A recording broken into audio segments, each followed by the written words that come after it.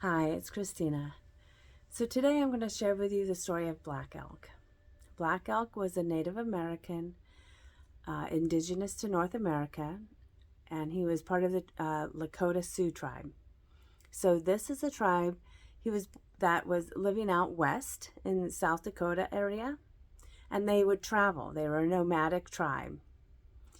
That means that they lived in teepees that were made from the buffalo because they would follow the buffalo for all of their needs, most of their needs. And part of that was their teepees. So they would have long poles and use the buffalo skin to create the teepees. And when they would take down their camp and move on, they would drag their teepees along and go to the next site, home. So Black Elk was born in 1863, almost 150 years ago.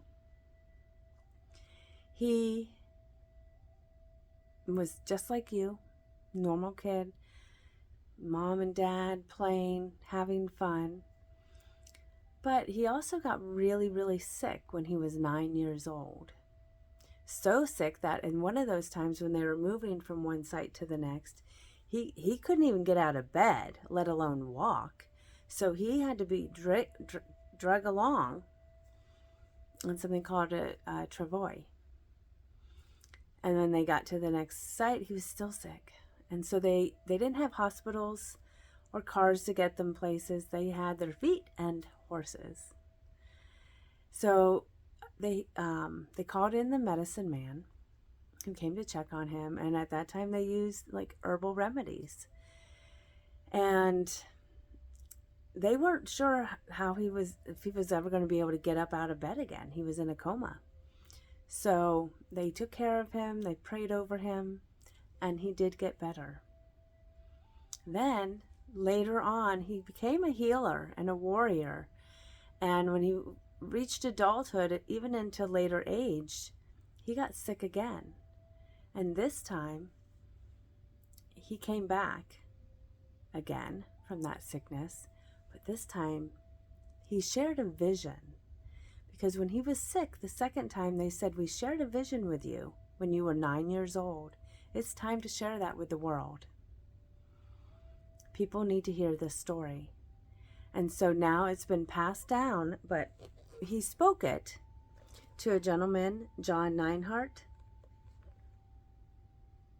and he wrote Black Elk Speaks. And so this is now handed down, passed around throughout the world. And then it's even told in a story like I'm doing here.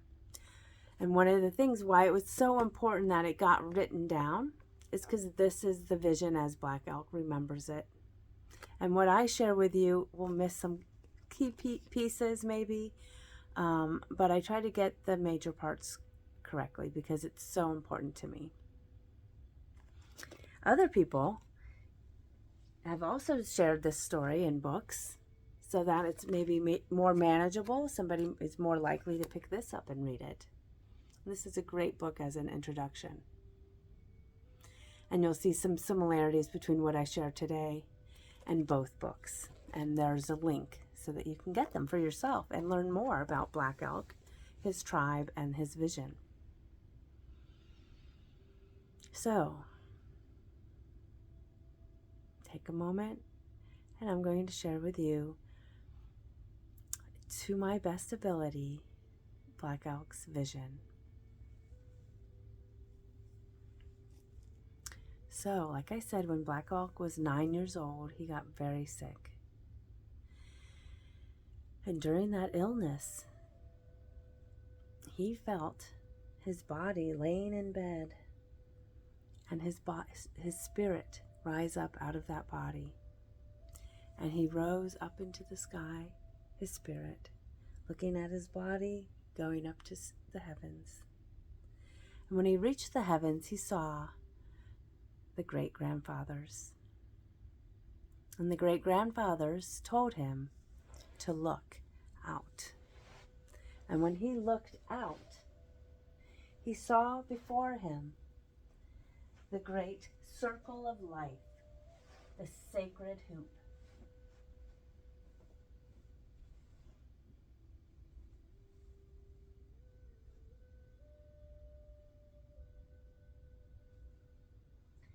in this sacred hoop, he saw all of life.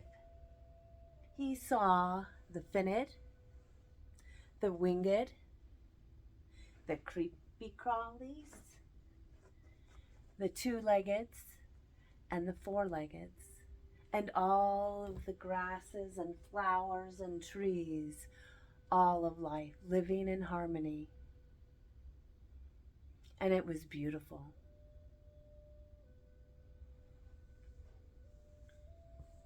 And then he looked out to the east and he saw the horses galloping in with their eyes shining with the morning starlight to the east.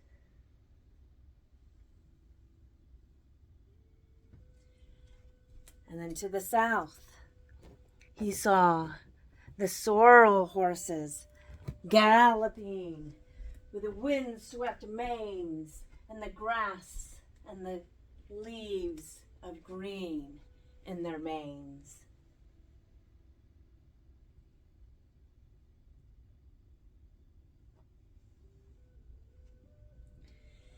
And then he looked to the west, and he saw the horses galloping in with the thunder in their hooves and lightning from their nostrils.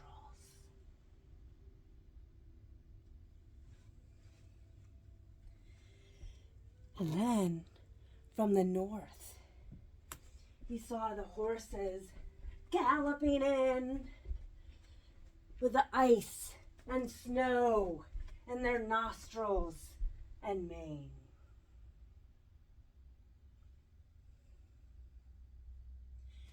And then they all joined the circle of life.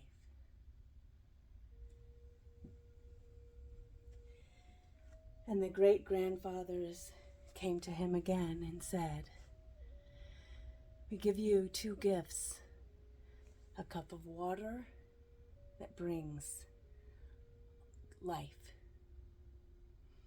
and the bow and arrow, the power to destroy." And we represent this with the black road, or the road of life's lessons.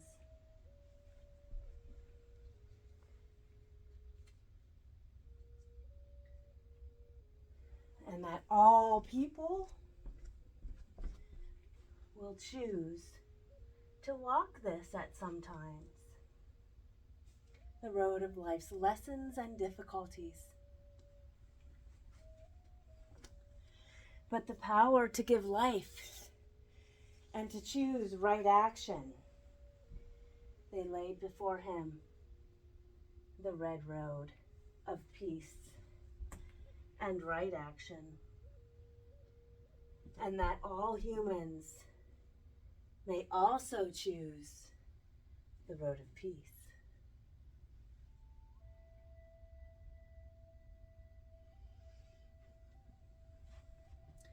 And when you choose the road of peace,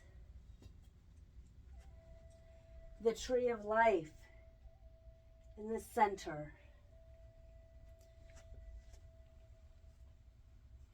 and we all will flower when we have the shared vision of right action and peace.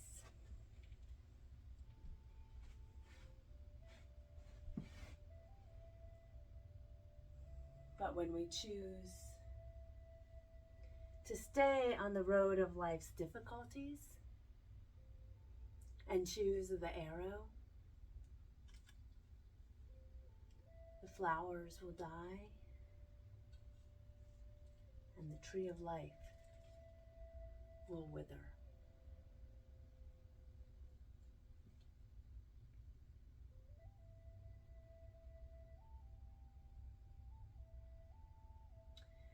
And so the grandfather sent him back to his body at 9 years old with this great vision. But he was only 9 years old why would he share it? It's just a child.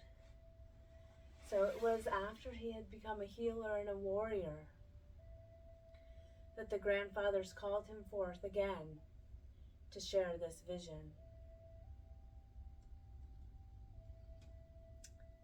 And then this medicine wheel has been shared through tribes, through around the world.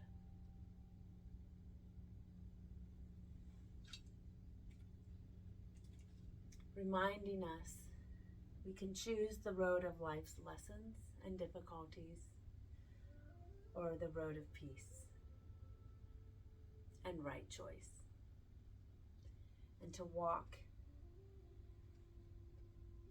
in alignment for the tree of life. That all life within the sacred hoop can rejoice and grow, choosing the power and gift of life. So I hope that you have enjoyed this, and you continue to look for the medicine wheel throughout our society and in different ways. Because once you know it, it's hard to unsee it. And it is a powerful way of thinking and of life. Thank you.